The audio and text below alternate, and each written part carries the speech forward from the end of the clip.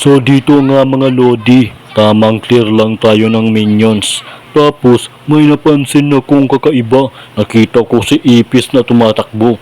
Kasabay si Five Little Monkeys. Kaya yun, boom! Sa pool!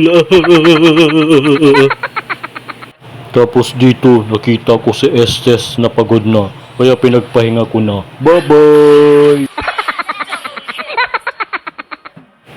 Tapos si Martis, kala ko uuwi na. Bumalik pa pala. Galit na galit, gustong manakit. Boom! Habang nagkiklear nga ako dito, si Mia tinamaan sa muka. Ouch!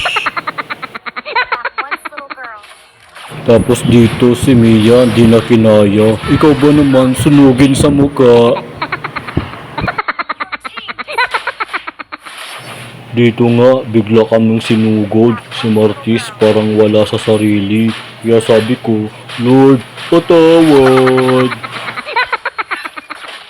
Sobrang init ng bakbakan. Advance ako mag-isip. Si Estes, hinabol ko. Sabay ulti. Boom! Bye-bye! Nasira ang aming tore. Si Martis, wala na naman sa sarili. Kaya bye-bye!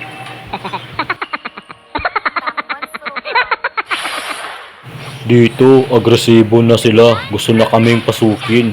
Si Ipis sumugod, pero kinapos. Kaya sabi ko, pinagbabawal na technique! Bye-bye! Ang di alam ni Layla de Lima ay sharpshooter ako. Kaya yun, tinamaan sa puwet. Dito nga, pinagbabaril ko si Martis. Galit na galit, gustong manakit. Biglang Five Little Monkeys, gustong makaisa. Ipis to the rescue. Kaya yun, binaril ko sa tenga. Dito nga, parang nahihirapan na sila. Kaya sabi ko, ako na. Bye-bye! Si Mia, pumapalag pa. Kaya binigyan ko ng isa. Bye-bye! Dito nga, kasama ko si Lord, sabay ulti, kaboom! Patay, sunog si Martis.